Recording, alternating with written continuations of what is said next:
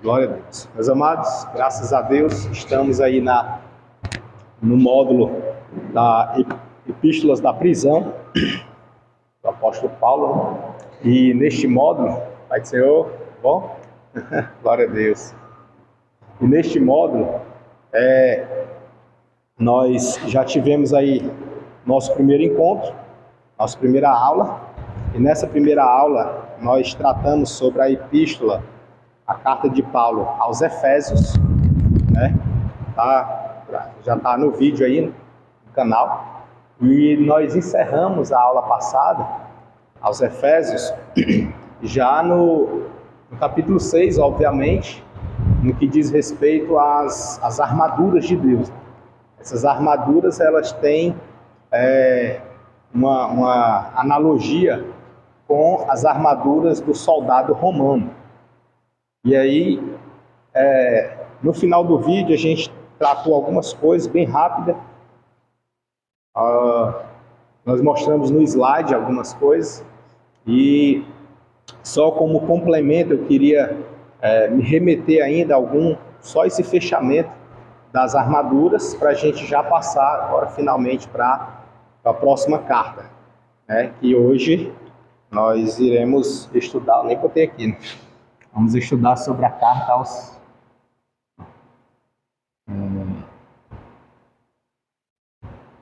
aos Filipenses.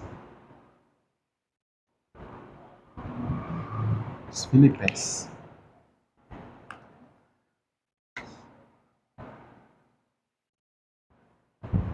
Então, antes de adentrar a carta aos Filipenses, eu quero falar um pouco aqui ainda no nosso material, a respeito das armaduras. E foi muito rápido, né? Foi muito corrido. E aí, só voltando aqui um pouquinho, no capítulo 6 de Efésios, a partir do versículo 10, diz assim: No demais, irmãos meus, fortalecei-vos no Senhor e na força do seu poder, revesti-vos de toda a armadura de Deus, para que possais estar firmes contra as astutas ciladas do diabo. Porque não temos que lutar contra carne e sangue, mas sim contra os principados, contra as potestades, contra os príncipes das trevas deste século, contra as hostes espirituais da maldade nos lugares celestiais. Então aqui o apóstolo Paulo, ele faz menção de uma armadura, classificando ele, já direcionando e dizendo a armadura de Deus, né? Ele já trata assim, ele nem sequer faz a analogia como armadura de soldado, né? Ele não trata dessa maneira. Ele trata como sendo a armadura de Deus. E na teologia e na história, bem como os arqueólogos, que fazem essa analogia, que fazem essa comparação, dizendo que Paulo estava falando da armadura de Deus, mas no pensamento era se tratando como sendo a armadura do soldado, né? Então, trazendo essa figura de linguagem. E aí, a gente percebe que Paulo traz essa linguagem para que fique fácil a compreensão do leitor, né, dos irmãos, para que a gente possa entender que existe uma batalha, que existe uma luta, que existe uma guerra. Essa guerra é nas regiões espirituais, né, a região celestial e espiritual, e essa batalha, o soldado, para ingressar nela, precisa estar munido de algo. De quê? Das armaduras. Mas como estamos lutando com inimigos espirituais nas regiões celestiais, óbvio que a armadura também deve ser o quê? Espiritual. Não tem como eu lutar contra um inimigo espiritual usando armadura material, né? Aí você vai estar em desvantagem e vai perder feio, né? Ele não tem como, ele até diz no próprio texto. Então vamos aqui para o texto. O texto diz assim, se na tradução dos irmãos estiver diferente, né, aí irmãos, observa aí, tá? Ele diz assim, ó, que porque não temos... aqui ó, versículo 11. Revestivos de toda a armadura de Deus, né? Ele menciona, de Deus. Com qual propósito? Para que possais estar firmes. Contra quem? Contra as astutas ciladas do diabo, né? Então, vai ser o... Tá bom? Aí, para que esteja o quê? Firme. Firme contra quem? Contra as astutas ciladas de quem? Então ele diz aqui algumas palavras-chave. Para que esteja firme contra as ciladas de quem? Do diabo. Pode ser, tudo bom? E aí, então ele traz esse propósito. Primeiro, a armadura de Deus. Segundo, propósito, para quê? Para estar firme. Firme contra quê? Contra as ciladas. Se é cilada, é armadilha. Se é cilada, às vezes nem avisa, nem dá sinal. É uma cilada. Ela vem com a roupagem boa, aparentemente tranquila, sem qualquer sinal de nocividade, qualquer sinal de perigo, né? É algo assim que infiltra. Ela chega de mansinho, sem avisar, sem sinal. Então, por isso que tem que estar o quê? Atento, vigilante, discernir, para poder não cair na cilada. Isso que é cilada, o nome do termo está dizendo é cilada. Na tradução de vocês diz o quê? Diz o que aí, Cláudio? Cilada também? Então, ó, cilada, né? E essa cilada é de quem? O bom é que ele identifica, né? Ele classifica aqui, identifica a cilada e de quem? Do diabo, né? Do diabo. Isso é muito importante a gente entender. Por quê? Porque se ele mencionou aqui, identificou quem é, se é o diabo, logo ele vai explicar. Ele vai explicar. Como que ele explica? No versículo 12, na sequência, ele diz assim: porque não temos que lutar contra carne e sangue. Ou seja, então não é contra carne e nem é contra sangue. Né? Não é contra carne nem é contra sangue. Aí ele vai dizer, mas sim contra quem? Vamos agora identificar quem é então?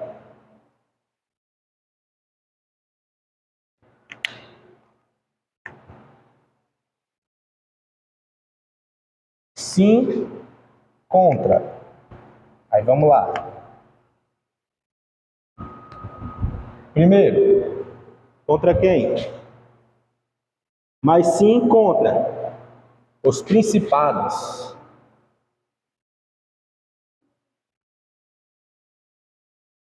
Principados. O outro, contra quem? Potestades.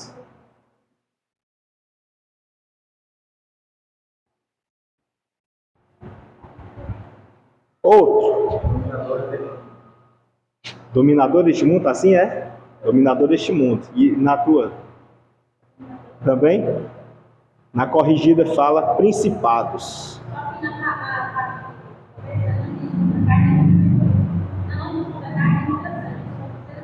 Seres humanos, né? Pronto, fica resumido, né? Vou botar aqui, seres humanos.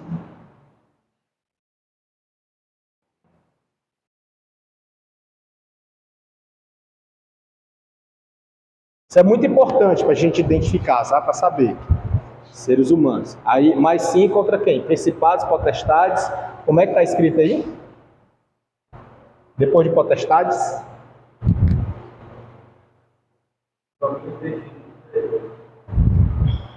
Domínio deste mundo tenebroso, né? domínio. Na minha está príncipes das trevas deste século. Príncipes, botar dominadores ou príncipes, né?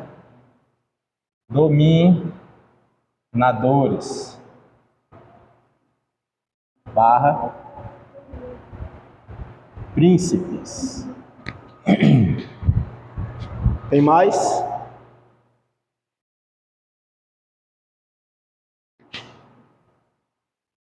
Tem mais? Na minha ele fala...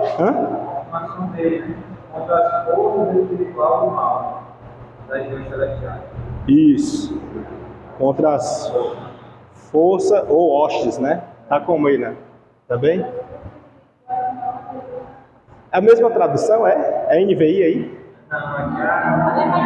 Né? Tá muito parecido a vocês. A dela é NVI.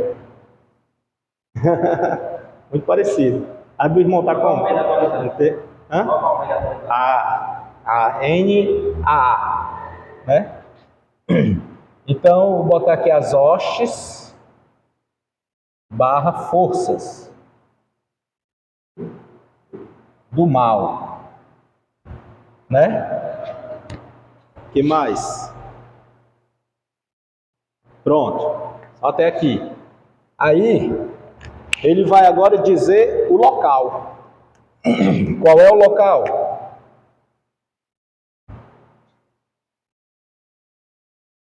Onde é o local? Ainda no 12. Hã? Pronto.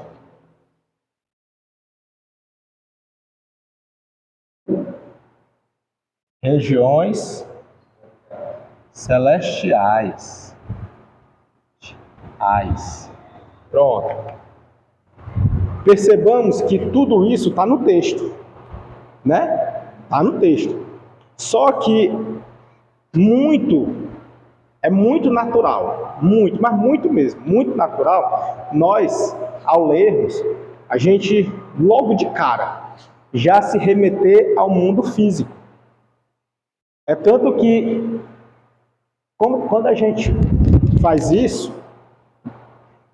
por que a gente faz isso? Porque logo em seguida, no versículo 13, ele vai dizer: estai, pois, firmes, tendo cingido os vossos lombos com a verdade e vestida a couraça da justiça.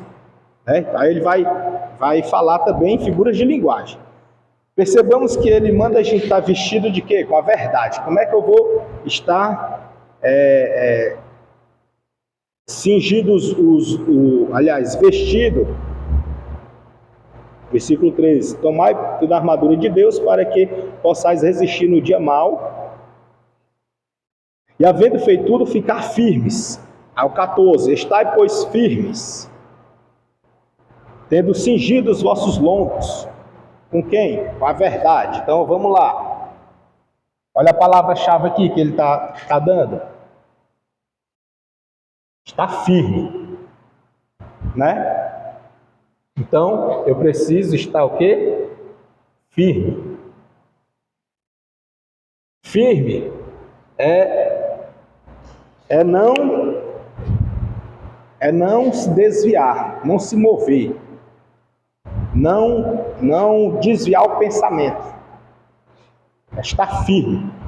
Quando alguma estrutura de construção está firmada, ela não se move. Ela fica lá. Se você for querer derrubar, você derruba a parte aqui de cima, mas a parte que está firmada não derruba não cai, né? Então é o que ele está dizendo: fique firme, afirma aqui. Vai vir as lutas? Vem investimento do mal? Vem. Forte, muito forte, mas esteja o quê? Firme. Está firme. Aí ele vai dizer: firme em quê? Né? E como? Firme em quê e como? Aí ele começa. Vamos para cá agora, para estar firme. Firme. Com a verdade.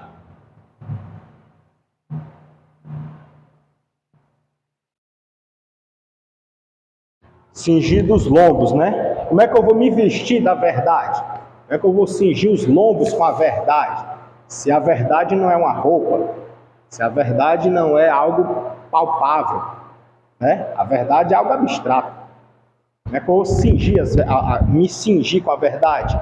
É eu estar amparado, firmado no que a verdade me traz.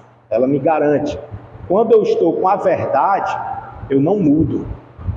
Eu não duvido. É tanto que a igreja primitiva, os mártires, eles foram confrontados, desafiados, ameaçados, levados para a prisão, foram espancados e colocados até a morte. Todo esse processo foi tentando fazer com que eles negassem a verdade. Mas não tinha como negar a verdade. Se é verdade, o que é que eu vou dizer? Eu vou mentir? Entendeu? Então eles estavam tão firmados na verdade que eles não negociaram, não trocaram. Foram capazes de dar a própria vida para segurar a verdade. Foram capazes de morrer porque eles estavam firmados na verdade. Dá para entender isso? Agora percebamos uma coisa, uma dimensão gigantesca. A gente está anos-luz distante disso aí. É que as afrontas para poder fazer desviar da verdade chama-se ciladas. São ciladas do diabo para poder a gente sair da verdade, para a gente sair da firmeza. E essas ciladas ele usa em todos os aspectos. E principalmente, como nós somos seres carnais, quem é que ele vai usar? O diabo vai usar quem? Seres humanos. Ele usa outras coisas? Usa animal, usa situação, usa seres inanimados, mas principalmente seres humanos. Usa ou não usa? Quando a gente fala nisso, a gente lembra logo de quem? De cara, Pedro. Pedro, servo de Deus, discípulo de Jesus, andava lado a lado, passava o dia e a noite, ia para os montes, mas em um certo momento, quando Jesus estava falando a respeito da crucificação, Pedro disse o que? Eu não vou deixar. Não foi? Quem falou ali, não foi Pedro? Mas no olhar espiritual, Jesus, logo, olha, quem? Na frente de Jesus. Aí Jesus disse o quê? Para trás de mim, Satanás. Porque Jesus identificou. Ali, humanamente falando, era Pedro. Humano, material, corpo. Era Pedro. Talvez Pedro até tenha falado na inocência. Vamos lá tentar inocentar Pedro. Vamos ser advogado de Pedro nessa situação. Pedro estava na sua mais singela boa-fé, tentando preservar a vida do mestre, tentando poupar a vida daquele que ele amava, tentando guardar a vida daquele que tanto lhe ensinou, tanto lhe ajudou. Uma pessoa íntegra que ele conhecia de perto, que não merecia morrer. Então ele estava o quê? Tentando poupar, preservar a vida dele. Eu não vou deixar que faça essa maldade contigo, mestre. Entendeu? Eram boas as intenções ou não? A motivação dele era boa também? Era. Uma causa justa, um homem bom, um homem justo. Lucas disse que era um homem perfeito. Então, realmente, quem aqui tolera injustiça? Você fica feliz alguém fazendo uma injustiça com alguém? Você não fica, dá um negócio ruim dentro de nós. Fica assim, meu Deus, que injustiça, por que estão fazendo isso? Isso é uma maldade. Geralmente a gente não se compadece quando é com a pessoa normal, sim, mas quando é com criança, mobiliza o mundo. Né? Quando é com idoso, mobiliza muitos. E hoje em dia, criança e idoso está perdendo, viu? Está perdendo. Por quê? Porque agora entraram os animais. Vá fazer com o animal para você ver. Você é capaz de ser apedrejado, né? Pode ser quem for, uma criança, um idoso. Mexeu com animal, hoje em dia você é... Pense. A gente vai vendo o cachorro do rapaz, eu não tinha avançado ele. O cabo assim, ele ia matar o dono desse cachorro. Tá vendo? Então, ou seja, aí eu pergunto, será que a gente gosta de injustiças? Não, nós não estamos aqui pregando injustiça. Pedro, ele estava com essa mentalidade, né? Uma mentalidade puramente humana, dizendo assim, não vou deixar que faça isso.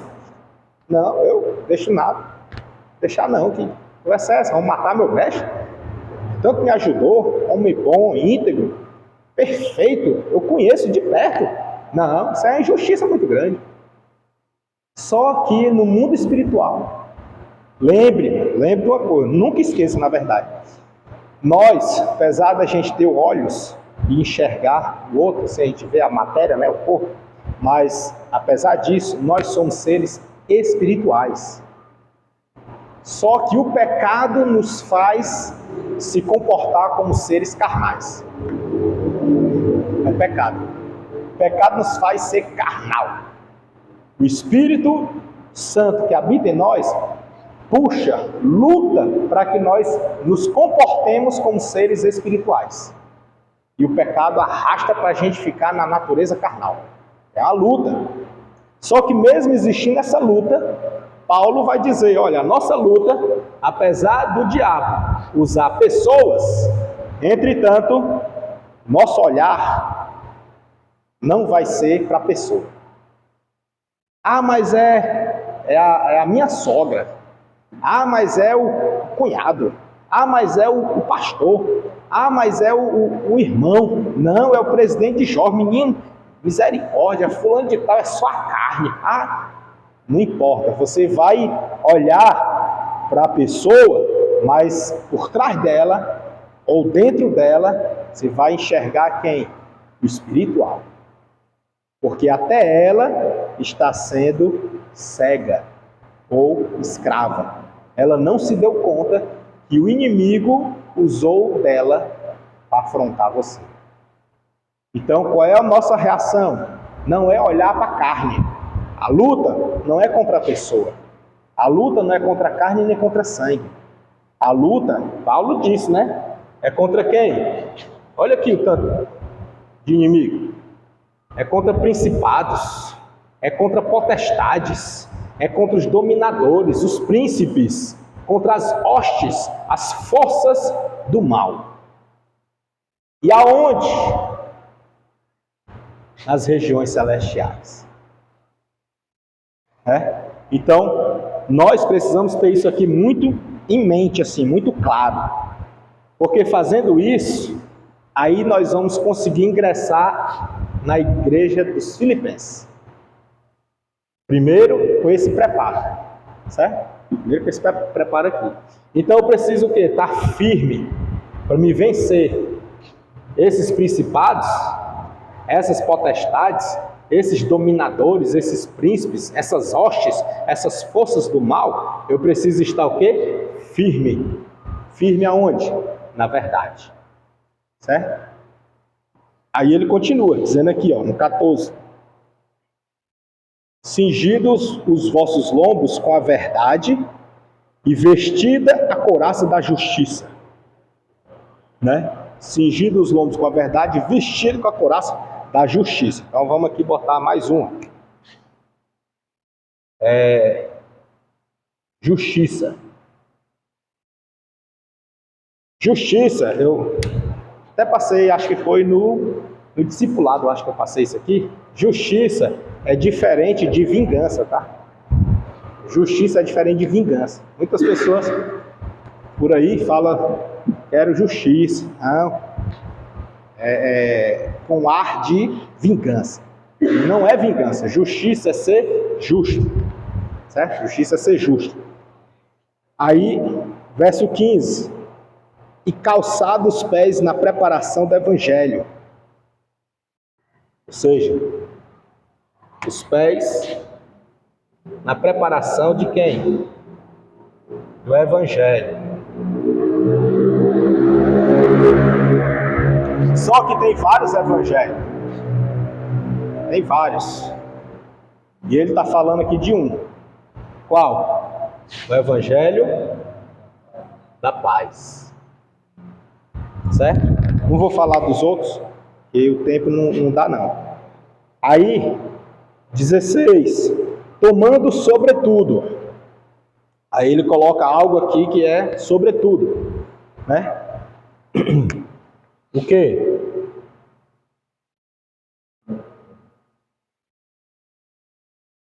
O escudo da fé.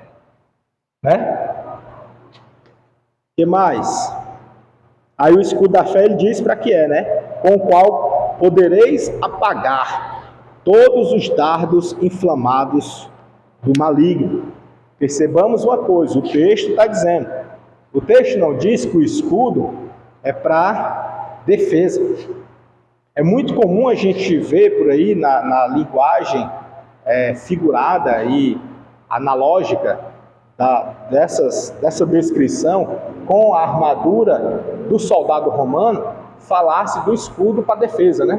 Mas o texto está dizendo que esse escudo é para apagar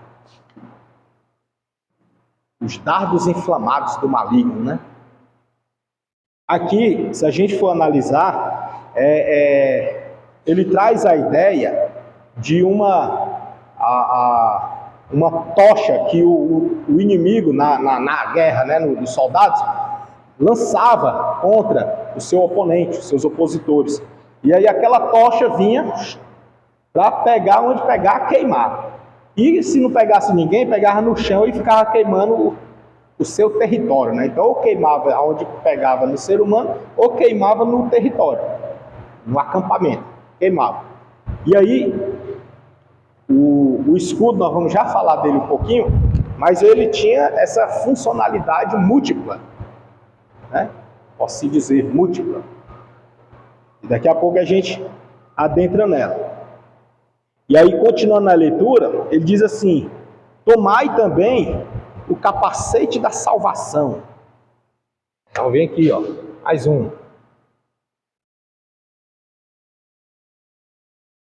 Capacete da salvação, né? Olha que figura de linguagem, né? Aí ele diz, e a espada do Espírito. E o bom é que ele explica o que é, né? O que é a espada do Espírito? Isso. A palavra de Deus.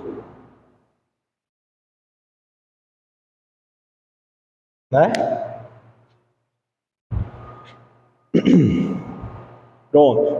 E depois que ele passa essa lista de armadura, aí ele chega no ponto-chave, que é onde você vai adquirir tudo isso. Versículo 18. Ele diz: orando em todo tempo, com toda oração e súplica no Espírito, e o que mais? E vigiando nisso, com toda perseverança e súplica por todos os santos.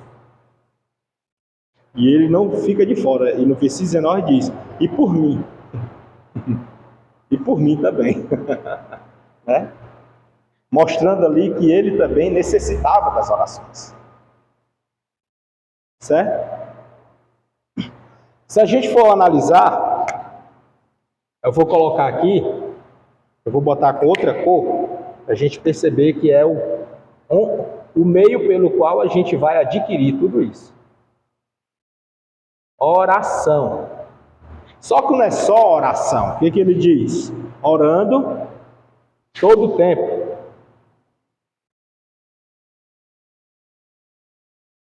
Todo o tempo. E aí diz o que mais? Com toda oração.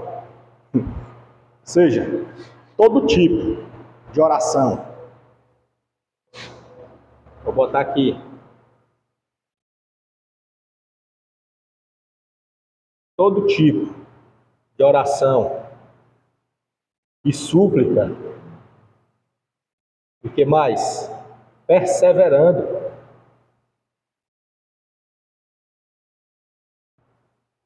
Perseverando em quê?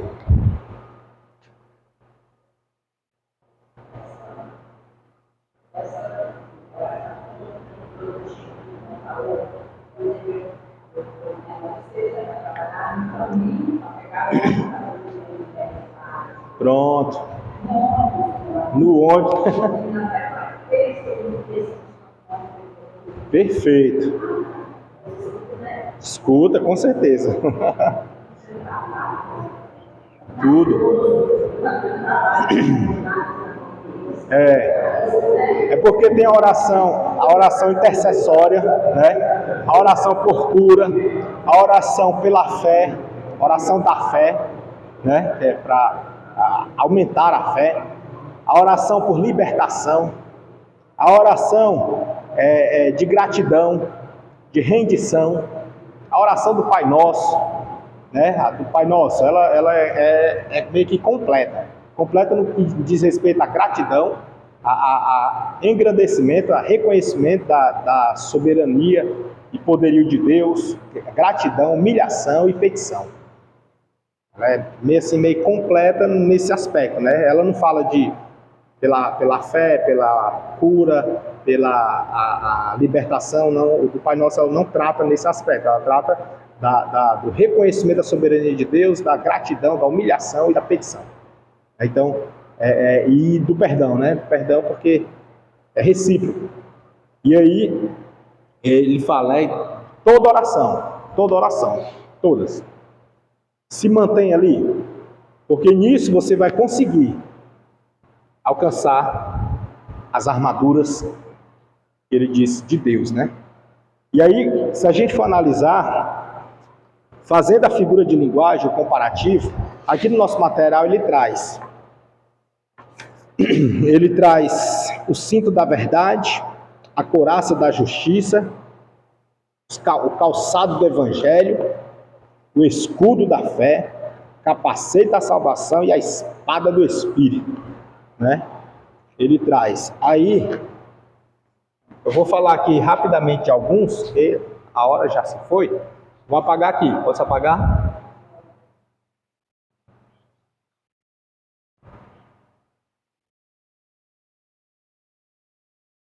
Tá. É para apagar, vocês vão me ajudando a lembrar. Aqui, só para explicar cada um desses aqui, daria muita coisa já para... Eu não vou me deter não, porque hoje é Filipenses. Isso aqui era só para preparar para a gente entrar lá.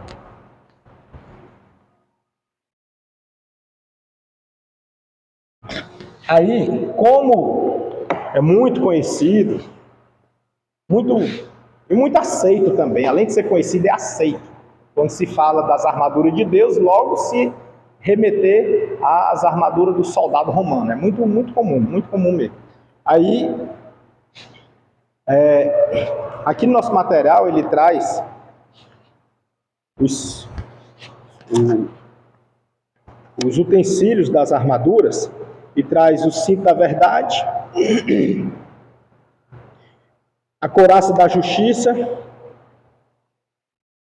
e eu quero tratar aqui só sobre alguns, que é o calçado do evangelho, o calçado para comparar com o calçado do soldado romano, era diferente do soldado de hoje, né? Inclusive, se for olhar para a questão de segurança, o soldado de hoje, o sapato dele é mais seguro, traz mais segurança do que o do romano. Porque o do romano, o calçado dele não era bota, era uma alpercata. E todos nós sabemos, principalmente quem trabalha como se diz, chão de fábrica, se tiver de bota, principalmente bota com biqueira, né? Com biqueira é aquela que tem a ponta de aço. Acho que até tiraram o aço, agora é outra, é uma fibra, né? Aí ela lhe traz segurança se cair algum objeto pesado no seu pé. Parece que amortece e protege o pé. Você pode até sentir uma dor, mas não, o impacto não é tão grande, porque o seu pé não está totalmente exposto. Dá para entender? É uma bota protetora. Tem umas de cano curto e cano longo, né? Ou seja, em termos de proteção, a bota protege mais do que uma alpercata, né? Uma alpercata não protege você tropeçar e quebrar a unha, machucar o dedo, né? Já a bota protege. A bota você anda chutando. Você faz chutar as coisas assim, afastando assim, afasta com o pé, né? De alpercata você não vai fazer isso, né? Você afasta assim com a mão. Os cuidados são maiores. Então, assim, nesse aspecto, a de hoje está melhor, comparando com do romano, né, do soldado romano. Mas, olhando para eles usavam alpercata. E alguns usavam alpercata com a trança amarrada até a perna, e outros com caneleira, feita de couro mesmo, puro, legítimo. Não era esse couro sintético de hoje, né? Era couro legítimo, né? Não era que resistente. O couro legítimo, a gente sabe que ele é muito resistente. E para quem é mais antigo, antigamente, vai notar que antigamente, quando eu chegava na casa da minha avó, lá tinha um tamborete, um banquinho, um tamboretezinho que ele era de madeira, mas o assento era couro. Até pelo tinha. Tinha até pelo. Era de gado ou cabra. E era resistente, viu? Você subia, ficava em pé em cima, sentava ali, era resistente e duro. E duro. Muito forte, muito resistente. Então, naquela época era o que? Era uma alpercata de couro. Couro mesmo, legítimo, couro. Amarrada assim na canela. Muito parecido com algumas sandálias. Hoje quem usa são as mulheres. Mulher que usa sandália, não é assim? Vocês têm? Tem não? Amarrada aqui na canela? Mas já viram, né? O homem não usa hoje em dia, né? As trancinhas, pois é. O homem não usa hoje. Hoje em dia, aqui para nós, aqui, né? Para nós aqui, isso aí é coisa de mulher, né? De homem não. Mas na época era coisa de soldado. É coisa de soldado, para ver como é diferente. E outra coisa que Paulo não fala, mas curiosamente eu vou trazer aqui. A roupa dele era saia. Ou seja, totalmente contrário, né? Era saia. E hoje em dia, as mulheres que estão bem mais próximas da vestimenta do soldado romano, né? Elas que usam a sandália enrolada na perna e saia. E com Bíblia na mão. Aí, ó. Né? As mulheres estão mais próximas, nós os homens ficam mais distantes, né? Essas armaduras aqui. Mas, trazendo aqui para nós, os calçados eram esses, do soldado. Então, assim, só para a gente entender, né, qual a relevância da comparação do soldado para o evangelho, né? Já apaguei, olha. Para o evangelho, né? Qual a relevância? Se não era tão seguro assim, era só Paulo estava mostrando apenas que era importante, mas mais importante do que mesmo o dos soldados. Por quê? Porque ele disse com quem eram os nossos inimigos, não era carne e sangue, não eram seres humanos, não era. E falou aonde, quem era e aonde. Percebamos que nem era seres humanos e nem era na terra. Certo? Então por aí a gente já tira, a dimensão é outra. E detalhe, não é no mano a mano, batendo ali de frente, na força do braço, também não. Era na oração. Entendeu? A gente quer ir mano a mano, quer bater de frente. Pô, deixa eu pegar ela, deixa eu pegar, vai ver, deixa eu pegar. Não é assim? Por quê? Porque esqueceu quem é o inimigo. Contra quem é a nossa luta. Exato. Justiça que ele está falando não é vingança não, viu, irmão? É ser justo. E o ser justo, detalhe, viu? É muito. Isso aqui, essa parte aqui da justiça, eu passo no discipulado, tá? Não é aqui não. Mas eu quero dar um spoilerzinho aqui, rapidamente. Essa justiça é muito importante, isso aqui. Essa justiça não é que seja dar o que é devido à pessoa. Isso aí deixa lá para o direito, lá. Dá o dela. Nós temos que entender uma coisa. Quem é a quem pertence a vingança?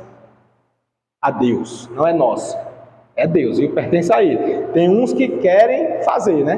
Tem uns que querem, mas biblicamente falando, pertence a Deus, não é a nós.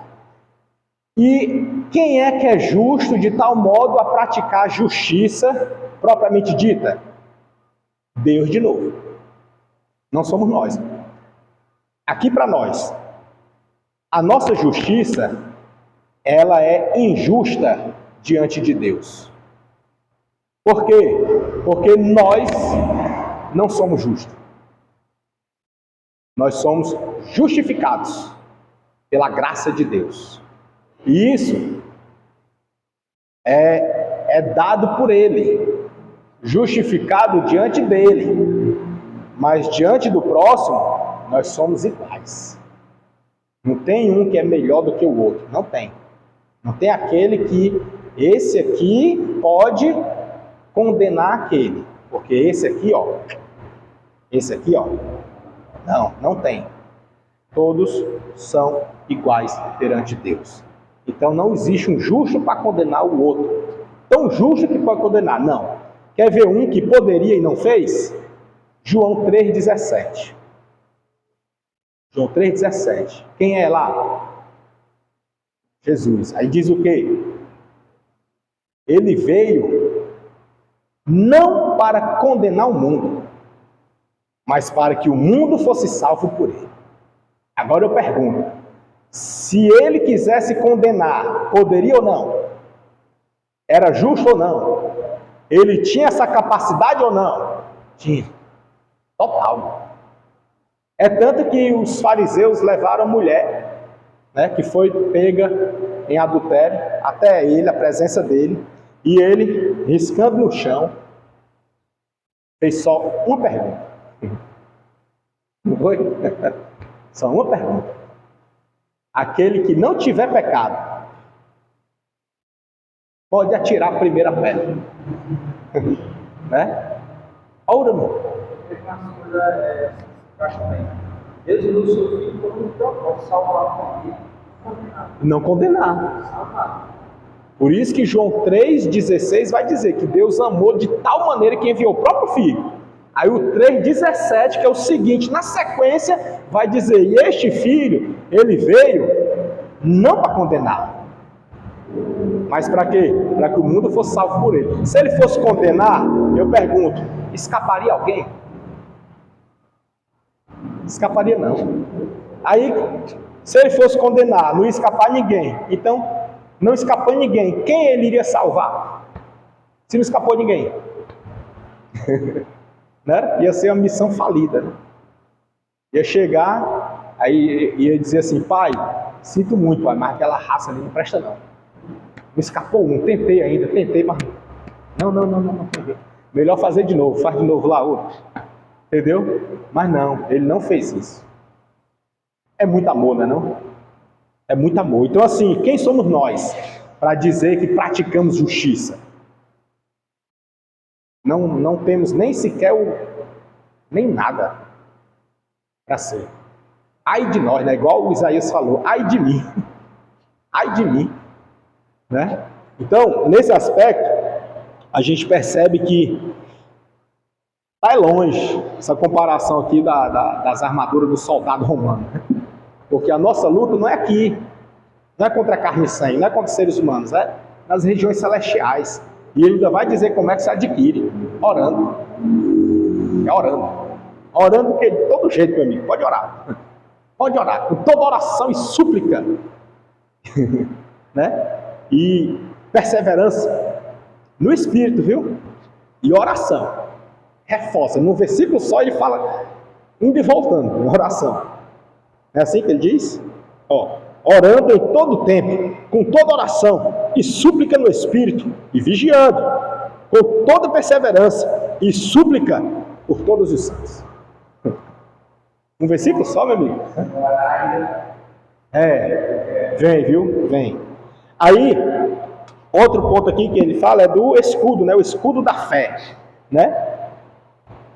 Na questão do escudo, a proteção o escudo da fé protege perfeitamente todo guerreiro dos dardos inflamados do maligno, do fogo, né? Com suas pontas acesas, depois mergulhada no piche.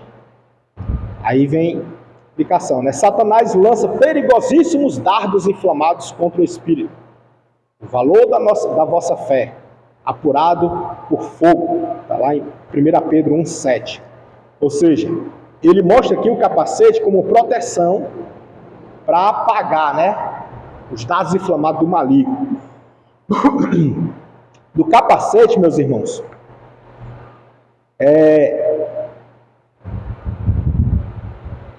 capacete não, do escudo da fé,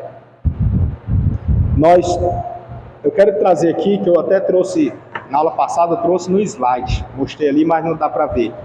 Do escudo, aqui no nosso material, ele traz esse modelo de escudo aqui, né?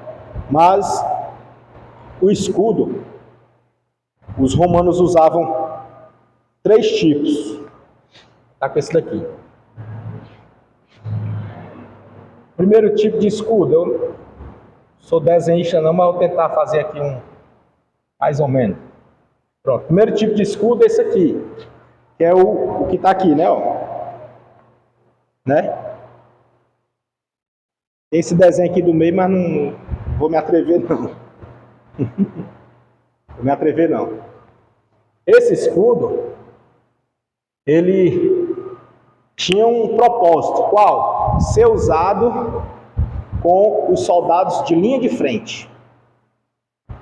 Na guerra, linha de frente. Ele usava, e quando vinha o seu oponente, o seu inimigo, eles faziam como que uma parede.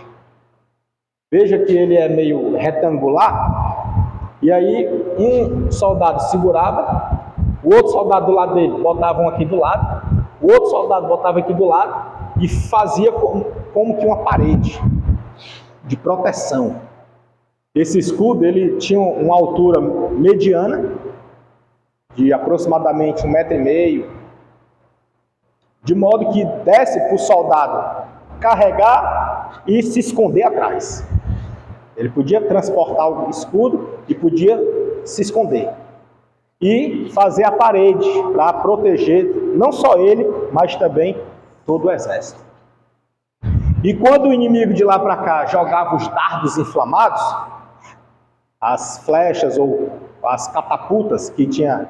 Catapulta é um instrumento que na ponta ela tinha uma bola, que eles faziam uma bola às vezes de pano, às vezes de óleo, e enchia, envolvia no óleo e botava fogo.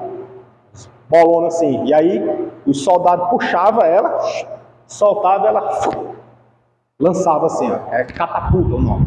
Não é um palavrão não, viu? É o nome da arma. Era um carro grande. E aí ficava lá atrás do exército lançando as bolas. E aí quando vinha, ou essas bolas da catapulta, ou nas flechas com a ponta inflamada.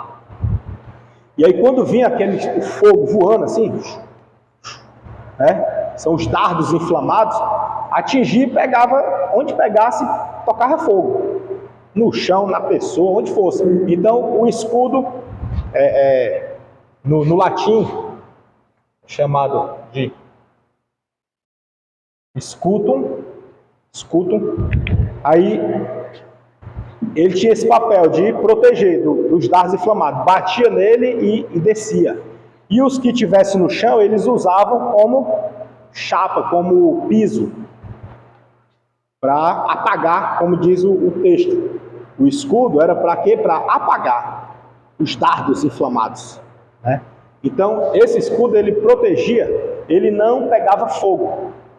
Ele protegia, tanto vindo de cima, quanto para ser firme, para você passar. Então ele protegia em todos os aspectos. Vinha de cima, de frente e o caminho que você ia passar.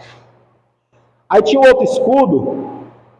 Aqui só tem esse, né? Mas eu vou falar do outro.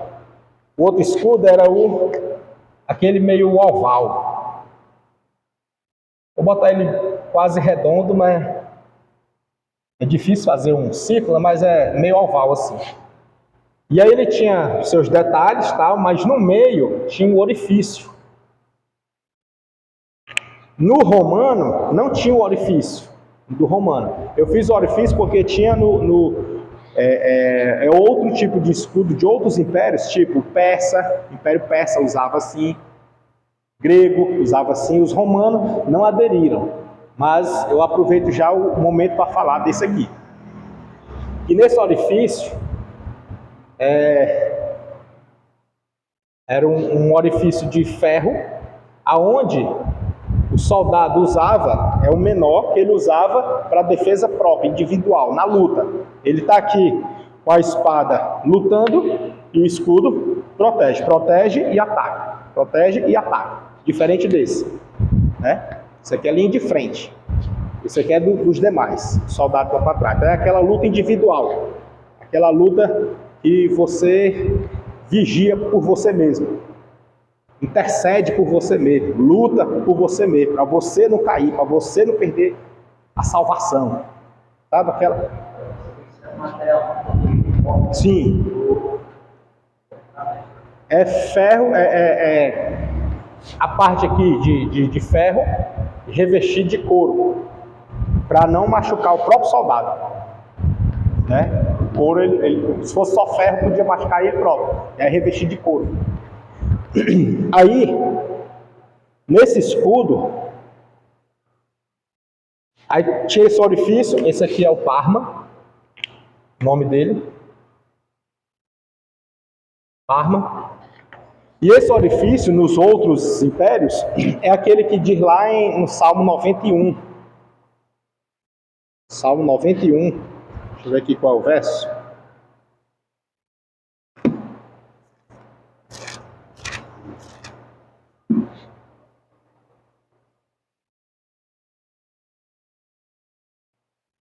Verso 4.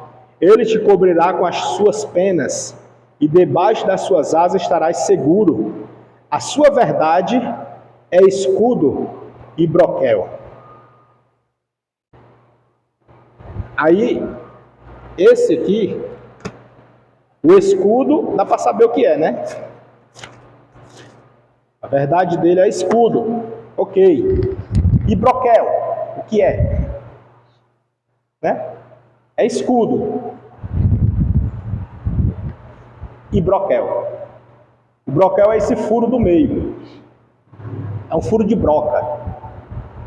Que era tanto, alguns de outros impérios, né, usavam esse furo, tanto para proteger aqui, quanto para dar uma olhada, e havendo a possibilidade, nessa proteção na luta corporal muito próxima, ele poderia também proferir, empurrar, eles usavam a espada, a espada longa na luta de guerra, e também usava aquela menor, uma menor que era como se fosse um punhal.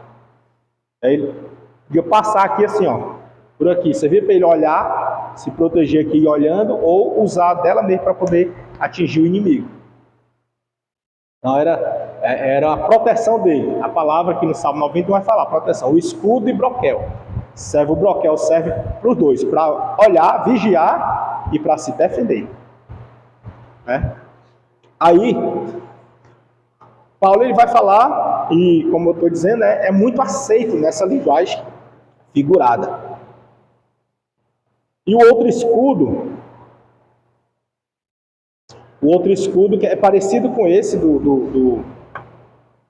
esse retangular, mas ele é mais próximo de uma prancha. Vou apagar aqui para fazer ele.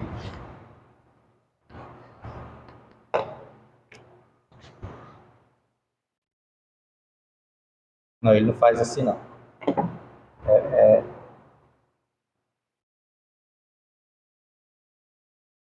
Tá meio torto, mas é mais ou menos assim.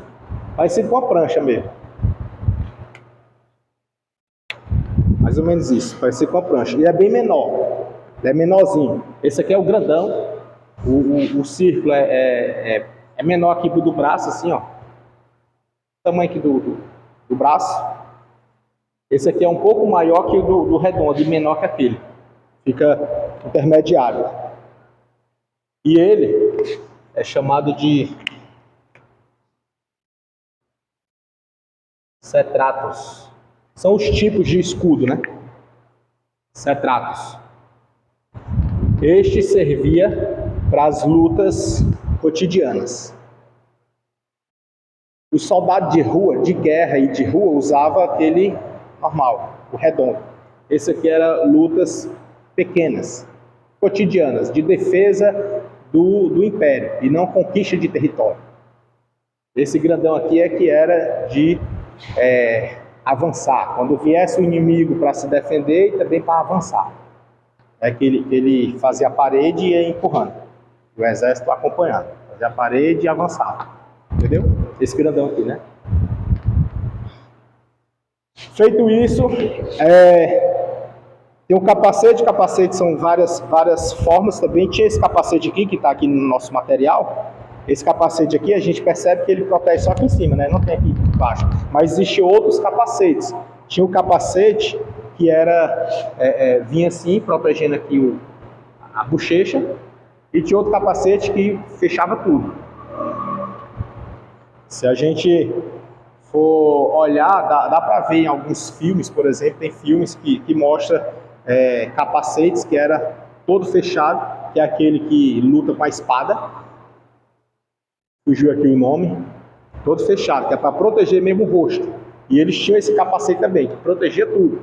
Ficava só o olho aqui do lado de fora e alguns ficava a boca do lado de fora também. A boca e o olho, só. O resto é tudo fechado assim. E tinha o outro capacete que ele vinha só até aqui, assim. E pela barba. Só assim. E tinha esse aqui. Esse aqui é só aqui em cima, né? É o capacete que não protege nada. Esse aqui. Né? Só o chapéuzinho. Tem a finalidade. Tem a finalidade. Por isso que é só figurado. Isso aqui, né? É a finalidade. Ele protege. Eu falo assim, não protege nada porque deixa tudo descoberto. É tanto que, por exemplo, andar de moto, o capacete, ele tem a queixeira, mas tem deles que não tem a queixeira, né? Que é só o chapéuzinho. Mas mesmo sendo só o chapéuzinho, mas ele vem até aqui, ó. Né? Ele protege aqui o ouvido, até aqui assim. Né? Entendeu? Por isso que eu estou dizendo, esse aqui, que é só o chapéuzinho aqui, deixa tudo de fora. Mas enfim, tem a finalidade dele. E aqui ele diz assim, a proteção da cabeça exige cuidados especiais, né? Ferimentos graves na cabeça são mortíferos. Em 1 Tessalonicenses 5,3, Paulo se refere ao capacete da salvação, como sendo o quê? A esperança da nossa salvação. O capacete transmite a segurança do resgate efetuado por Cristo na cruz por nós. A receita do capacete está em Filipenses 4,8. Né, que é o que nós vamos ver hoje. Mas, só aproveitando, diz assim Filipenses 4,8. Quanto ao mais, irmãos, tudo que é verdadeiro, tudo que é honesto, tudo que é justo, tudo que é puro, tudo que é amável, tudo que é de boa fama, se há alguma virtude, se há algum louvor, nisso pensai. Percebamos que ele atribui a questão do capacete a quem? Ao pensamento, né?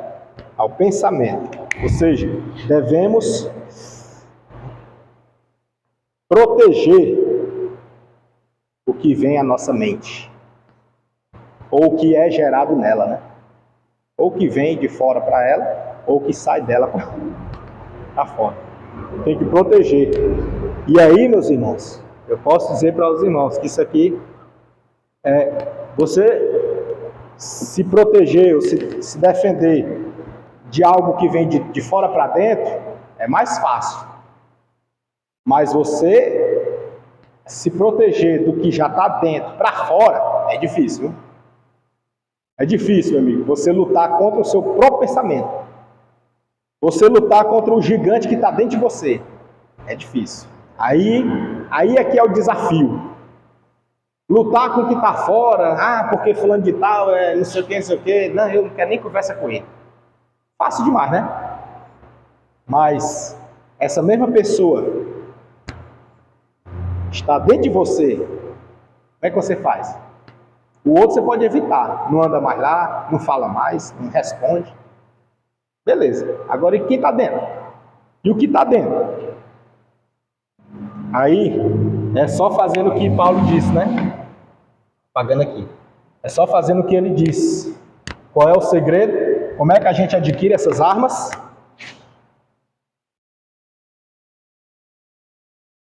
Com oração. E ele diz mais, lá no verso 18, né? Oração e fazendo o que mais? Vigiando. E vigiando quando? Só quando eu estou na igreja? Não. Ele diz, não. É em todo tempo.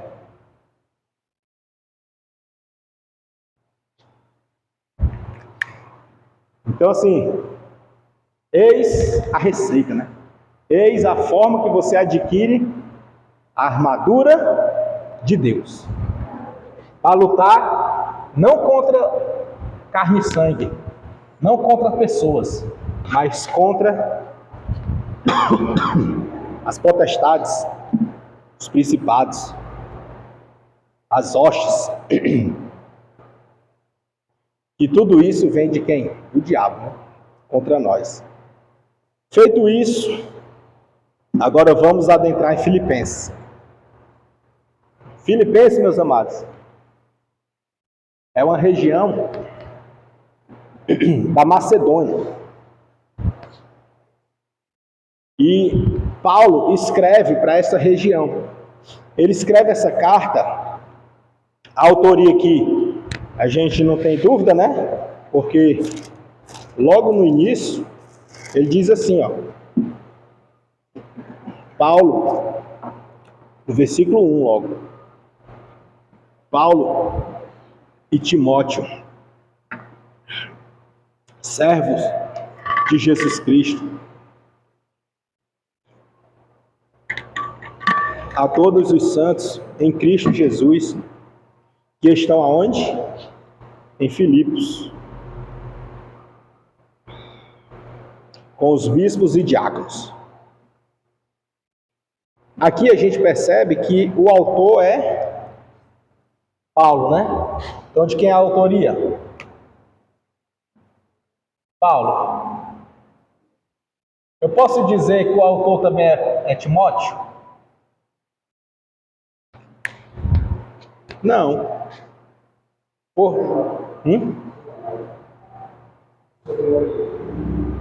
Filipenses capítulo 1, versículo 1.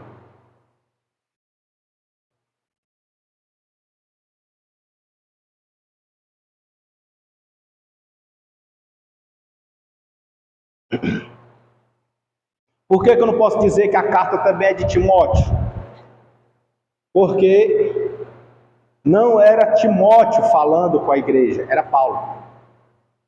Entendeu?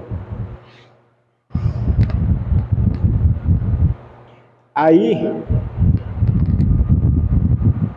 alguns vão entender que a autoria da carta, e isso é que o pessoal levanta como questão, mas assim, aqui para nós isso é muito tranquilo, a gente não comunga com esse pensamento não, de que a autoria da carta de Filipenses seja de Paulo e de Timóteo. Só que a gente aceita mais sendo Paulo, porque ele é que é o principal autor. Se quiser colocar Timóteo, Timóteo ficaria como coautor. Coautor. Todavia, o recado dentro da carta, a gente vê que é de Paulo para a igreja. Timóteo não é mencionado. Não diz assim, e Timóteo está falando isso. E Timóteo também deseja isso para vocês. A gente não vê. A gente vê Paulo mencionando. Então ele apenas generosamente menciona Paulo e Timóteo. Ponto. Mas o recado é de Paulo. Então, pelo fato da essência da carta, a mensagem da carta ser de Paulo para a igreja, aí prevalece, né, a autoria de Paulo. Todavia, tem um grupo que diz, não, a autoria é Paulo e Timóteo. Certo? Eu trago assim para vocês porque eu não sou dono da verdade.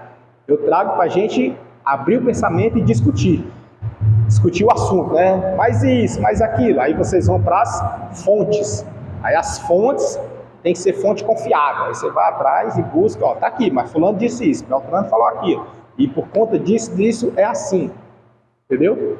Vocês são teólogos, né? Então tem que fazer isso também, tem que instigar, né? Não é só se escorar no professor e acabou não. Tem que vocês também. Daqui a pouco vocês serão os futuros professores. E aí, né? Tem que fazer o respaldo. Então é isso. Então a autoria é majoritariamente aceito que seja unicamente de Paulo. A data, aqui no nosso material, ele traz uma data.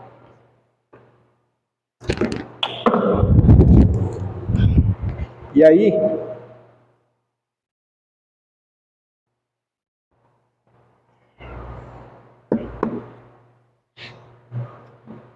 aí, nessa data, diz que foi cerca de 60 a 63 depois de Cristo, né? Uma prisão em Roma. Nós já vimos em aulas passadas, eu acho que até na aula passada, propriamente dita, que a prisão de Paulo se deu em 62/63. Então, se ele escreveu estando preso, ele estava preso aonde? Em Roma, né? Ele estava preso em Roma.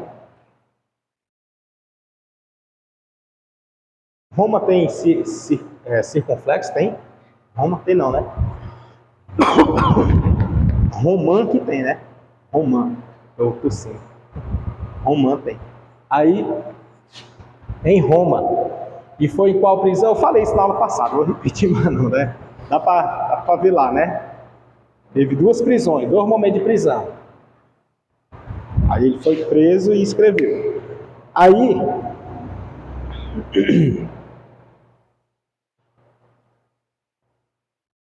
o tema da carta.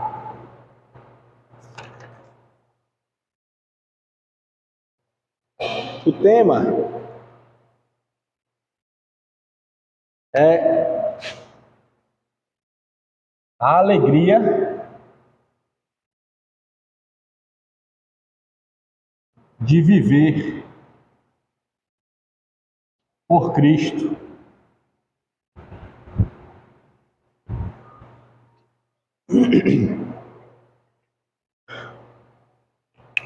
E essa alegria de viver por Cristo, nós vamos já traçar aqui algumas coisas. O nosso material, ele traz um comentário, né, de um pastor, muito interessante, por sinal. E ele vai falar que no material, está aqui no nosso módulo, né, tem aí para vocês, o pastor José Barbosa de Sena Neto. Ele é um pastor batista, tem no YouTube ele. Muito legal a história dele. Pois, irmãos, pesquisem. Tá no material aí, ó. José Barbosa de Sena Neto. Ah, não? Deixa eu botar aqui, ó. Entrar um comentário a respeito disso aqui, ó. O pastor José Barbosa de Sena Neto.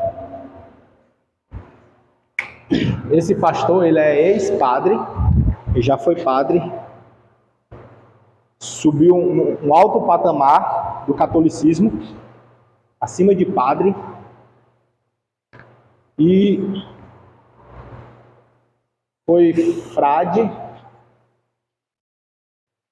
e no seu alto nível, assim, lá, já em alto patamar já do catolicismo, ele aceitou a Jesus. E aí foi tremendo, sabe? Muito legal. Aí ele conta, assim, tem Tem vários vídeos no YouTube, ele contando. E esse pastor, ele é batista, e ele apresenta um comentário sobre o tema de Filipenses. Deixa eu ver aqui o que eu botei aqui. Isso aqui é já. Sobre o tema de Filipenses. O tema, aí traz aqui o tema, né? Ele fala sobre o tema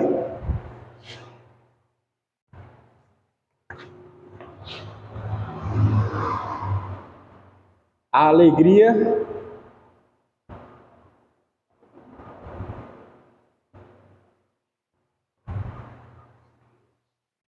em oração. Paulo trata essa carta para a igreja de Filipe, demonstrando a alegria em oração, a vida de oração naquela igreja. Ele também fala sobre a alegria do fato de Cristo ser pregado por aquela igreja, a alegria de Cristo ser pregado naquela igreja. Ele fala também sobre a alegria na fé daquela igreja.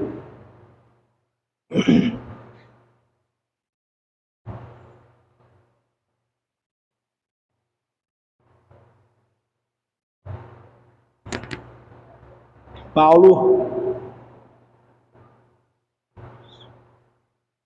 fica muito feliz com aquela igreja, de modo que, mesmo estando preso, ele demonstrava muita alegria pela fé. A igreja de Filipos gerava alegria em Paulo. E alegria não por Paulo ficar feliz por ela, mas pela conduta dela. A igreja de Filipe era uma igreja diferenciada. Já a gente vai ver aqui por que ela era diferenciada. Também, outro ponto, era a alegria da fraternidade cristã. Havia lá em Filipos uma tendência religiosa. Sobretudo, eles se fraternizavam na fé.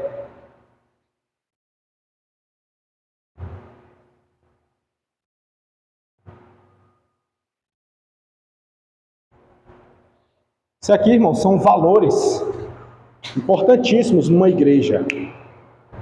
Uma igreja que se preza, que diz que serve a Deus, ela precisa ter isso aqui. Isso é muito importante, porque a pessoa, uma igreja que não ora, é só evento, e compra isso e compra aquilo, e faz isso e faz aquilo, e não ora. Tá sem armadura, não tá? E lá em Filipenses tinha oração, ou seja, a armadura estava presente.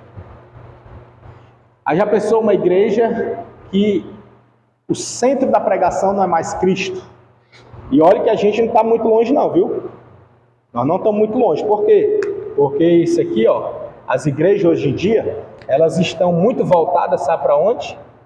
Para um diálogo e uma consulta com o psicólogo.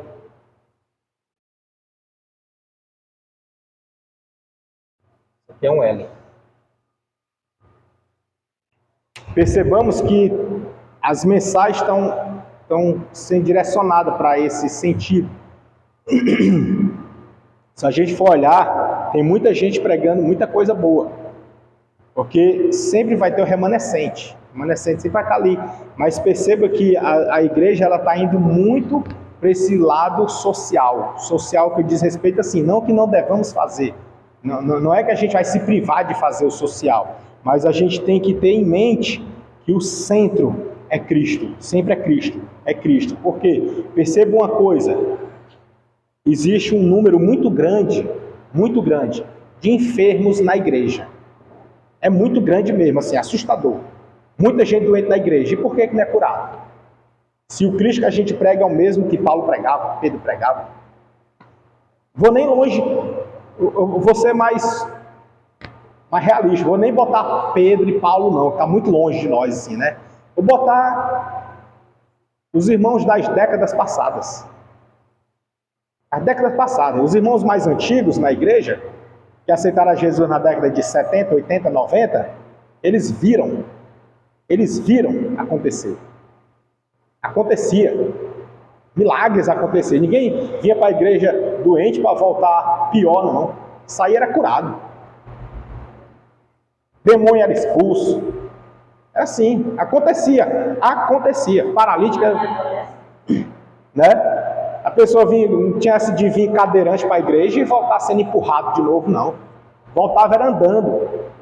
Entrava cadeirante. Hã? Não era o quê? Ah, não era comprado, né? Subordinado, né? Ali, isso, não era combinado, não. Pois é.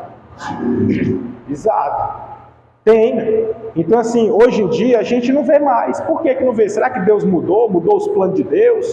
O Espírito Santo esfriou? Foi o que aconteceu? Não, a igreja, ela tirou Cristo do centro. Está indo para cá, ó. Conversas, tratamentos psicológicos, tratamentos emocionais, tratamentos familiares. E não deve ter isso? Deve sim, tem que ter, mas não na pregação. Pregação é Cristo, poder de Deus. Culto é milagre, é maravilha, é salvação de vidas. Esses tratamentos, faz uma reunião, faz um momento, faz alguma coisa à parte. Culto é salvação de vidas. Culto é pregação, Cristo. Culto, milagre acontecendo, poder de Deus, pessoas sendo batizadas. Culto. Mas culto hoje está assim, tá? Mas é tanto que aqui é o lugar, né, para a gente discutir essas coisas. Culto está sendo convertido para quê? Para a festa de aniversário do líder, do pastor. Nada contra. Faça, mas faça no outro dia. Está no culto oficial. Domingo que vem gente querendo. Tem gente que está no último dia que ela está, o inimigo perturbando ela, ela diz que vai botar um fim na vida dela, vai acabar, aí o Espírito Santo vai na igreja hoje, vai para o culto, e ela vem como sendo a última esperança. Aí chega no culto domingo, é culto de aniversário. Ela fica, escuta, e homenagem para cá, homenagem para lá, e presente para cá, e presente para lá, e foto para cá, e foto para lá, e Cristo. Mensagem não sai. Às vezes bota 10 minutos de mensagem para dizer que teve. Então assim, ficou aonde? Quer fazer? Glória a Deus, faça. Tem que honrar? Tem. Mas faça no outro dia. Faça de manhã, faça de tarde, no outro horário, mas na hora do culto oficial que o pecador, o pecador normal, geralzão, ele está com sede de Deus. E todo mundo sabe que no Brasil, domingo à noite, tem culto. Aí ele vem, ele está com sede de Deus, está querendo Deus. Aí eu vou para a igreja, Igual eu passei, foi 4 anos lutando para ir para a igreja, só para ir, eu só queria ir, só entrar. Não é nem para aceitar Jesus, era entrar, eu queria ir para a igreja. Passei 4 anos tentando. Aí no dia que eu consegui entrar, a glória de Deus, foi um culto maravilhoso, foi um culto de jovem. Foi forte assim, foi tremendo, cultozão, uma bênção. Já pensou se o primeiro culto que eu viesse, depois de 4 anos tentando, fosse um culto de aniversário? No culto aqui, tem um rapaz, um jogava meio instituído. Uma vez ele saiu da fé. Olha aí. Eu vim assim, enrosqueado, aí eu vim, passei por essa rua de igreja, entrei. E entrou. Pois é, com sede de Deus, fome de Deus. As pessoas estão assim, né? Enfim, aí Paulo estava dizendo assim, que a igreja de Filipe, ela tinha oração, Cristo na pregação, era fé, fraternidade cristã, unidade na igreja, né? Ele aí discorrendo aqui, o pastor José Barbosa, né? Aí ele fala sobre a alegria de sofrer por Cristo. Isso aqui, irmãos, é algo que alguns dizem que é dom. Não sei se é dom ou não, mas o povo não tinha a sua vida preciosa. Era Cristo. Paulo diz isso, né? Jesus também falou que se a gente amar a nossa vida, vai perder. Mas se a gente perder por amor a Cristo, a gente ganha. Né? Jesus falou e Paulo disse: eu não tenho a minha vida por preciosa.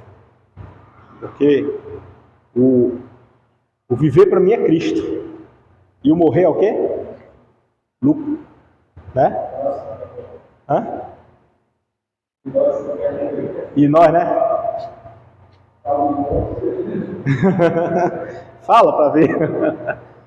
É complicado. Todo mundo.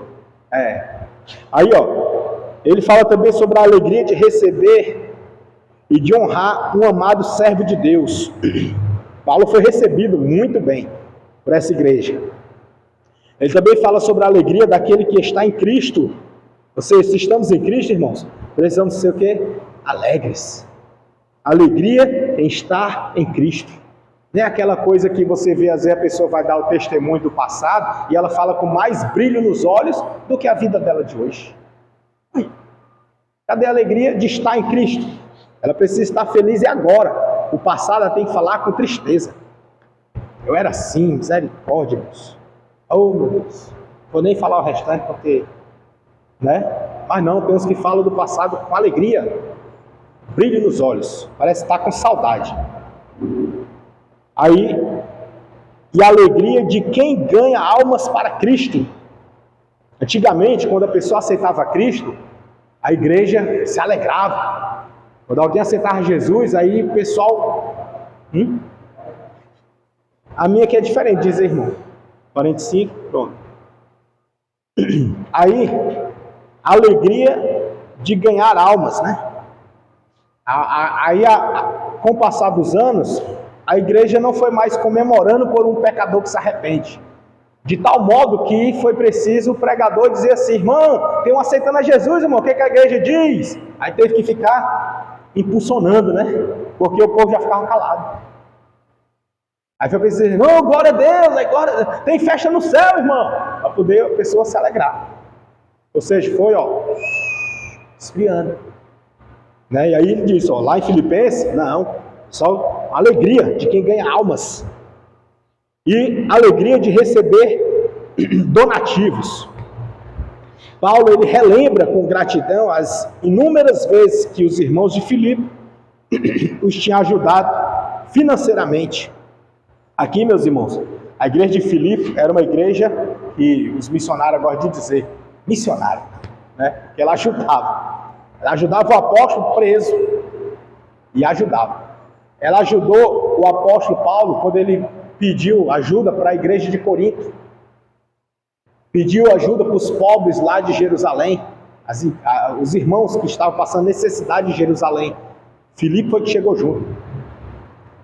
A região de Filipe era uma região em que não tinha igreja ainda. Não tinha igreja. Paulo, quando chegou lá para pregar, ele chegou e foi procurar a sinagoga.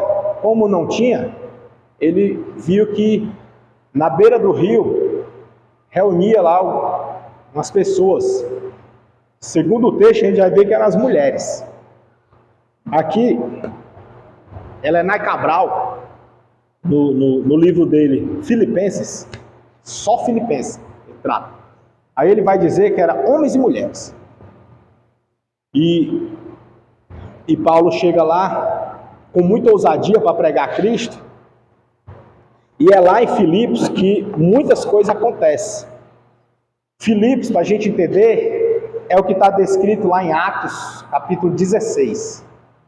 A narração de Atos 16, não no primeiro versículo, deixa eu ver qual é o versículo. O primeiro trata do curso da sua viagem. Atos 16.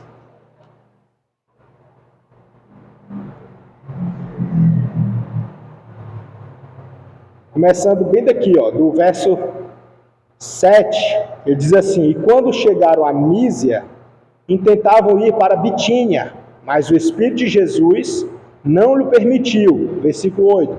E tendo passado por Mísia, desceram a Troade. Aí, versículo 9. E Paulo teve de noite uma visão em que se apresentava um varão da Macedônia e lhe rogava, dizendo: Passa a Macedônia e ajuda-nos. 10. E logo depois desta visão, procuramos partir para a Macedônia, concluindo que o Senhor nos chamava para lhe anunciarmos o Evangelho. Ao do 11. E navegando de Troade, fomos correndo em caminho direito para a Samotrácia, e no dia seguinte para Neápolis. E dali, ao versículo 12, para Filipos, que é a primeira cidade desta parte da Macedônia, e é uma colônia, e estivemos alguns dias nesta cidade. Ou seja, aqui ele está na sua segunda viagem missionária. Não dá tempo não, mas eu vou tentar fazer um desenho aqui bem rapidinho, pagar aqui essa parte. José também.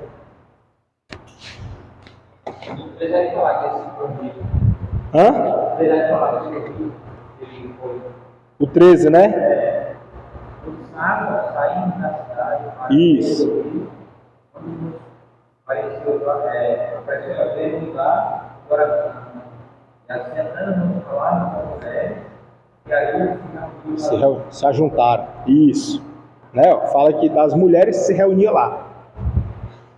Falamos das mulheres que ali se ajuntavam. No versículo 13, né? Aqui para os irmãos entenderem. Os irmãos lembram daquele mapa, né, que eu fazia aqui?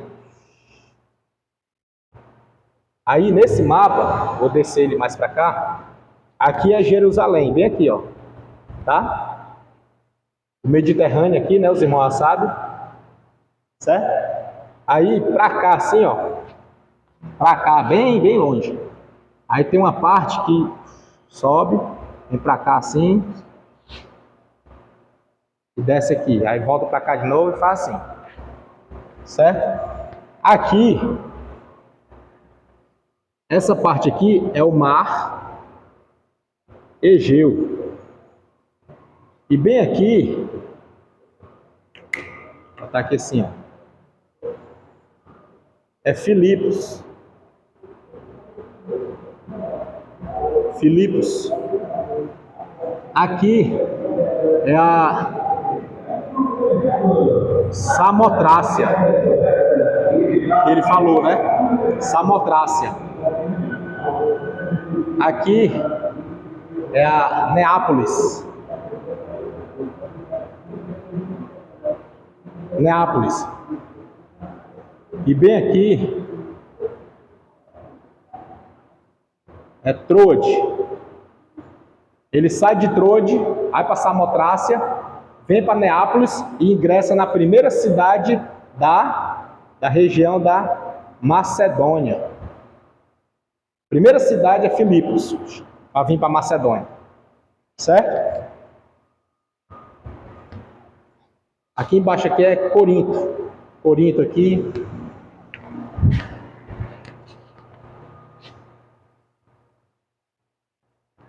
Aí, no versículo, ainda em Atos 16, versículo 14, ele vai falar sobre uma mulher chamada Lídia, vendedora de púrpura. Esta foi a primeira que aceitou a Jesus nessa região, Lídia. E ela, quando aceita Jesus, ela aceita de tal modo que ela chama eles para ir para a casa dela. E lá eles ficam. Depois que ela foi batizada, né? E aconteceu que indo nós, versículo 16, indo nós à oração, nos saiu ao encontro uma jovem que tinha um espírito de adivinhação, a qual adivinhando dava grande lucro aos seus senhores. Foi lá também que aconteceu o episódio daquela mulher de adivinhação, né? E estes homens, 17, esta seguindo a Paulo e a nós por quê? Quem é que está narrando aqui? Lucas. Lucas também estava presente. Seguindo a Paulo e a nós, fala. Aí,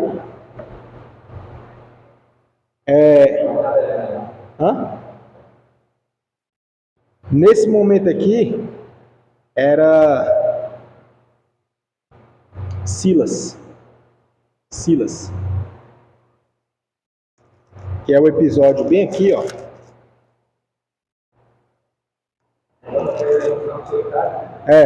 Era Silas, isso. Aí, nesse momento, Paulo e a nós, essa mulher de adivinhação, clamava dizendo: estes homens que nos anunciam o caminho da salvação são servos do Deus Altíssimo. Aqui, irmãos, tem uma coisa que me chama a atenção. Bem aqui, ó, era Tessalônica. E bem aqui, Bereia. Muito bem. Tá no mapa, né? Tá certo. Foi? Eu penso. Aí do outro, né? Glória a Deus. Então, ele estava aqui pregando, né? Aí, a mulher, o espírito de adivinhação, ficava dizendo: esse homem que passa por nós são, que anuncia o evangelho, né? Que anuncia o caminho de salvação,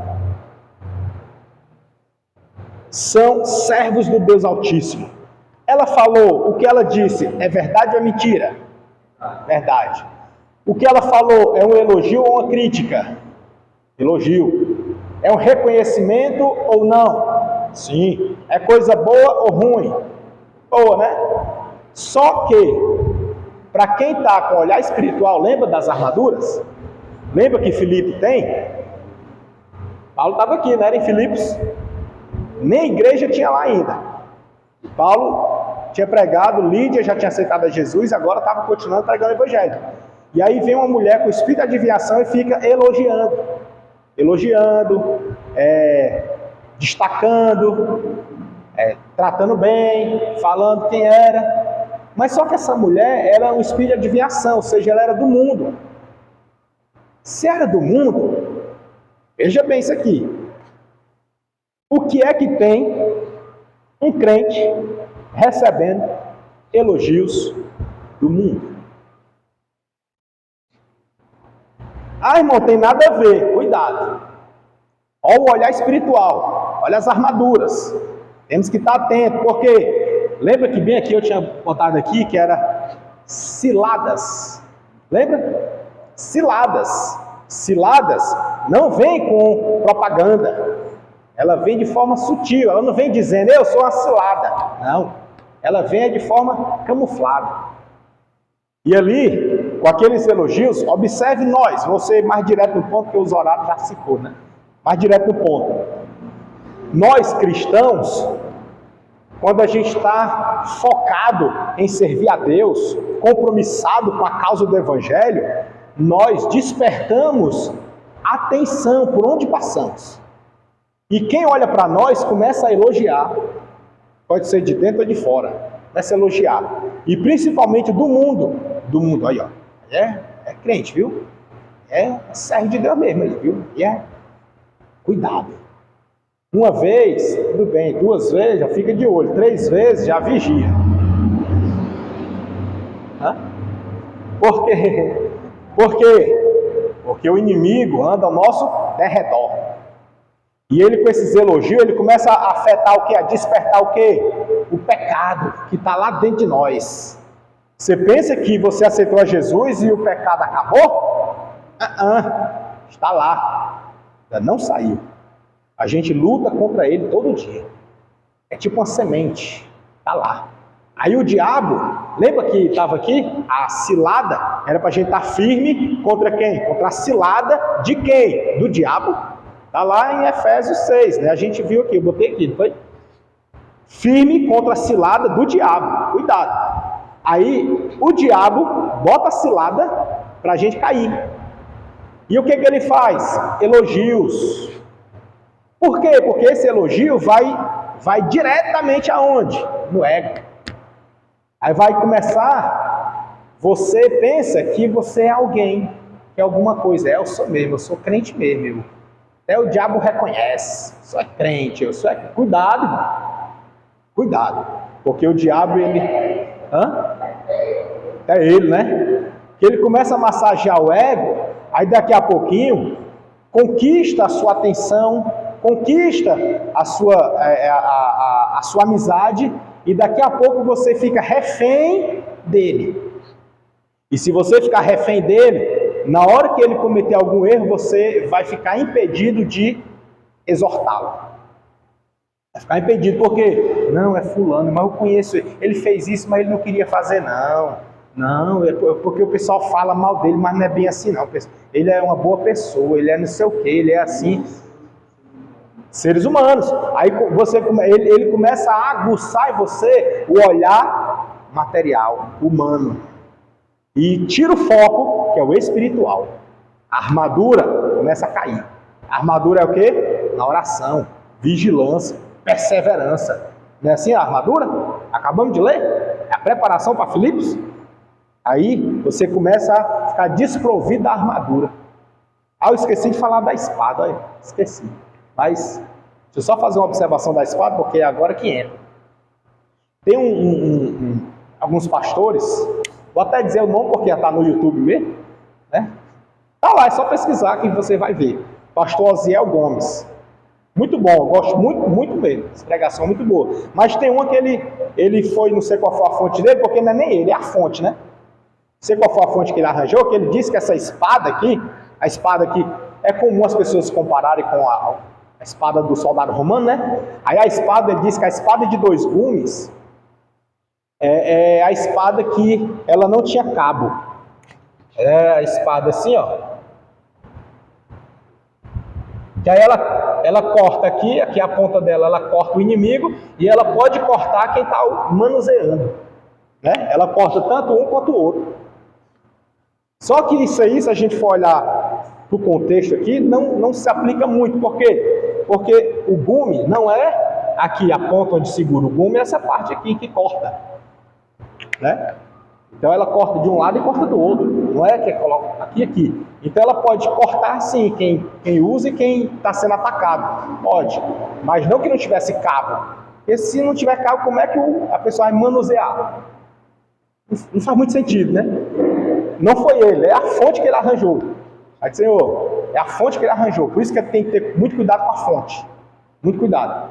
E aí, na espada, nós percebemos que o texto vai nos dar respaldo, que é para uma luta, né? E na hora que vem que Paulo é elogiado por essa mulher com espírito de adivinhação, quando ele é elogiado, a gente percebe que aquilo ali acontece repetidamente. E isso começa a quê? A tentar afetar aonde? Exatamente o que está lá dentro. O pecado que você está lutando para mortificá-lo. E aí começa a massagear o ego, do ego começa a despertar o olhar espiritual, apaga o olhar carnal e apaga o espiritual, e aí você fica o quê? Desarmado. Para não fazer uso da espada. É muito importante, irmãos, nós estarmos atentos com elogios que vêm do mundo. Esteja atento com os elogios que vêm lá de fora do mundo, porque o mundo elogiando o crente, cuidado. Tiago vai dizer assim, vai te ouvir, irmão. Tiago vai dizer assim, que a amizade há entre o mundo e como é que ele diz? Adúlteros e adúlteras. Sabei vós que a amizade do mundo é inimizade contra Deus? Aquele que quiser ser amigo do mundo, constitui-se inimigo de Deus. Então assim, não há amizade, não há. Se o mundo está lhe elogiando muito, cuidado, cuidado. Pode ser uma cilada do diabo. Use a espada. Que espada? Do Espírito, né? Do Espírito. Porque ela tanto vai exortar ele, quanto vai lhe advertir. Vai lhe exortar também. Ela tem dois gumes, ela corta para lá e corta para cá. Quando o pregador recebe uma mensagem de Deus, ele é o primeiro a ser exortado. Se é exortação, ele é o primeiro. Se é advertência, ele é o primeiro. Se é edificação, ele é o primeiro também. Mas, de todo modo, na hora que ele estiver passando, vai seguindo para lá e para cá. É nesse sentido. E não no sentido de não ter onde pegar, né? E não faz sentido pegar uma faca sem cabo. Né? Vai ser a fonte, né? Não foi o Josué Gomes, não. O Josué Gomes, não é o nome? Osiel Gomes. Foi a fonte que ele pegou. Não sabemos. Enfim, aí nessa cidade de Filipe, foi onde Paulo enfrentou essa mulher com espírito de adivinhação, e por causa disso, as autoridades da cidade levaram eles para julgamento, levaram para o magistrado. E lá foi onde ele foi condenado e apanharam. E eles apanharam de quê? É muito comum dizer que foi chicoteado, né? Apanharam. Mas perceba, olha aqui no verso, foi de vara mesmo. Versículo 22. E a multidão se levantou unida contra eles, e os magistrados, rasgando-lhes as vestes, mandaram açoitá-los. Com quê? Com vara. Apanharam foi de pau mesmo, viu? Apanharam, viu? Não foi chicotinho. Foi de vara. Aí, havendo dado muitos açoites, os lançaram na prisão, mandando ao carcereiro que os guardasse com segurança. E aí, como a ordem era guardar com segurança, o carcereiro bota eles lá no fundo e ainda amarra os pés dele no cárcere. Bota lá no final, ainda bota no cárcere. Imagina assim que um corredor, e passa várias celas. A última é a deles. E lá no final eles estão presos e com os pés amarrados. Muita segurança, porque os magistrados botam eles com muita segurança. Bota lá. Aí, meu irmão, vem um clamor bem aqui, né? Eles começaram a cantar. E quando eles cantaram, por volta da meia-noite, Paulo e Silas oraram e cantaram hinos a Deus. E os outros presos os escutavam. Aí no versículo 26, e de repente sobreveio um tão grande terremoto que os alicerces do cárcere se moveram e logo se abriram todas as portas e foram soltas as prisões de todos.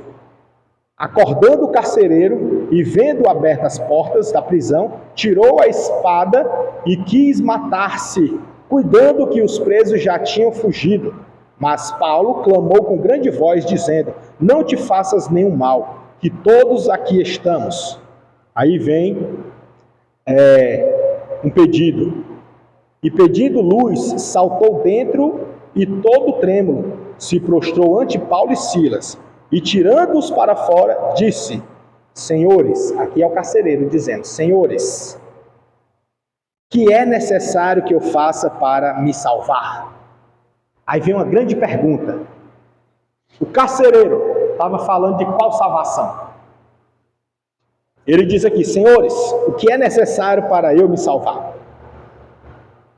Que eu faça para me salvar, né? O que é necessário que eu faça para me salvar? Eu acho que ali ele estava comendo a sua própria língua e nem disse no comigo. Né? De algumas autoridades. De algumas autoridades, né? E ali, né? Os presos saíram. Pesado, né? O que os irmãos acham?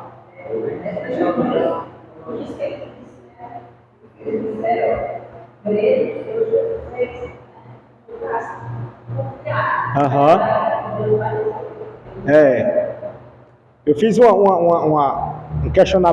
questionáriozinho, que é assim: o carcereiro queria ser salvo da morte por causa da liberdade dos prisioneiros, ou queria ser salvo da prisão do pecado?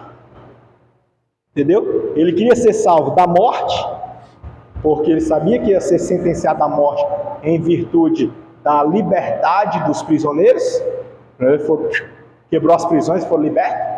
Então ele ia morrer no lugar. Ele queria ser salvo da morte por causa da liberdade dos outros, ou ele queria ser salvo da prisão do pecado? Né? Porque dá para pensar, não dá? Só diz isso. Está diante do cenário que o irmão Pedro falou, né? Está diante do cenário de que houve tremor, as prisões se abriram e o povo foi liberto. Pronto. Vai lá, viu? Então, nesse aspecto, o que a gente percebe? É que essa prisão, ele estava com medo de ser morto, né? Mas ele falou com quem? Com alguém com olhar espiritual. É aqui que está a conversãozinha, tá? O carcereiro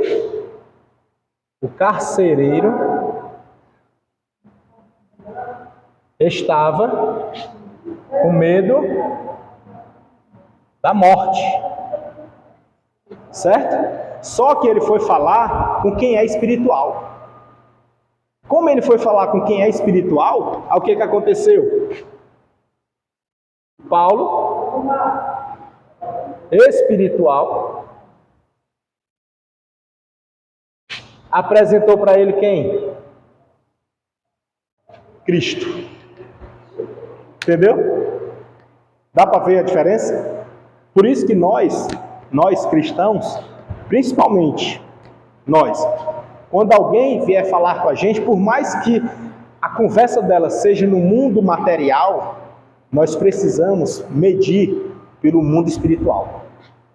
A gente precisa. Por quê? Porque nós somos seres espirituais. Entendeu? É muito importante isso. Muito importante guardar isso, né? É muito importante guardar isso. Ter isso em mente. Nós somos seres espirituais. Nós não somos seres carnais. O carnal é aquele que ainda não aceitou a Jesus.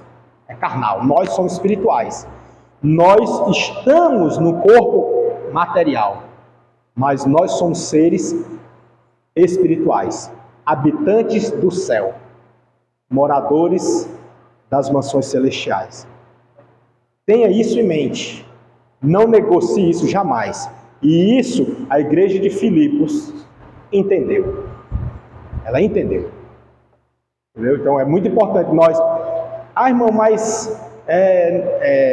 fulano de tal, não sei o quê, mas o fulano de tal é ele. Você é carnal ou espiritual? Sou espiritual, então se comporte como espiritual. Vem fulano que eu não suporto. Você está meio carnal. Fique no espiritual. Fique no espiritual. O olhar é espiritual. O falar é espiritual. O tratar é espiritual. O manejar é espiritual. O carcereiro estava para tirar a própria vida, com medo da morte. Ele ia morrer, porque ele viu que estava todo mundo preso e de repente foi solto. Ele, vixe, agora pronto. A lei diz que eu tenho que ser morto em prol deles, porque eu tenho que morrer porque eles foram livres. Aí, Paulo diz, não faça isso não, está todo mundo aqui. Só que está todo mundo aqui, mas está livre, está solto. Aí diz, e agora, o que eu faço para me ser salvo? E está falando o quê? Da morte mesmo. Você sabe o que eu faço para me ser salvo? Aí Paulo diz o quê? Paulo espiritual, crê no Senhor Jesus e será salvo tu e a tua casa. Olha aí, oportunidade, não? É o que a gente pregou o evangelho, a ocasião ali, ó, pregou o evangelho. E olha que os ferimentos não tinham nem sarado não, viu? Porque eles apanharam no dia anterior, meia-noite aconteceu isso, ainda era de madrugada, os coros ardendo, apanharam de vara, meio a dor, mas pregou Cristo. Olhar espiritual. Ele poderia estar todo doído, todo quebrado, Paulo e Silas, um reclamando do outro, e nessa hora, na hora que o carcereiro disse assim, rapaz, o que eu faço para me salvar? Ele, rapaz, te vira. Quem manda botar a gente aqui, isso é castigo de Deus, isso é a mão de Deus. Quem manda mexer com o ungido do Senhor? Isso é ou não é os crentes de hoje?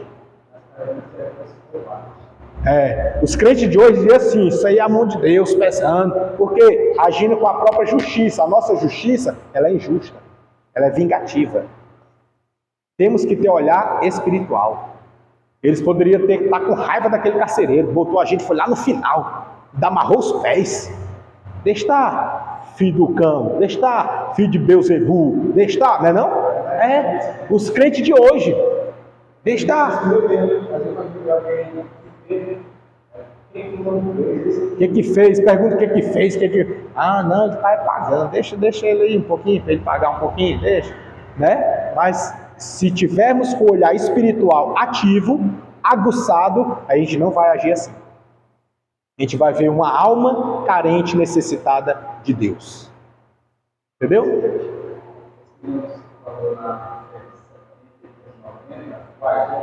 Diferente. Tá? É isso, senão a gente se estende, que eu nem falei de Filipe direito, né? Mas que Deus em Cristo os abençoe. Se me for oportuno, aí a gente continua Filipos na próxima aula, senão a gente já passa para as outras cartas. Tá bom? Tem muita coisa aqui para se aprender, mas o tempo não permite. Que Deus abençoe. E quem quiser adquirir, viu, esse livro é muito bom, tá? Traz muitas observações boas. É fininho, viu, irmã? Esse aqui é fininho. Aí, Senhor, Deus abençoe, tá? Olha, desculpa aí, eu esqueci. Tranquilo. Não, ele tá sentindo falta, viu? Vamos orar para terminar. Aproveitar, o irmão Marciano já está aqui, hora presente, né? Presente em oração. Excelentíssimo e glorioso Deus, obrigado, Senhor, por este momento, Senhor, presente.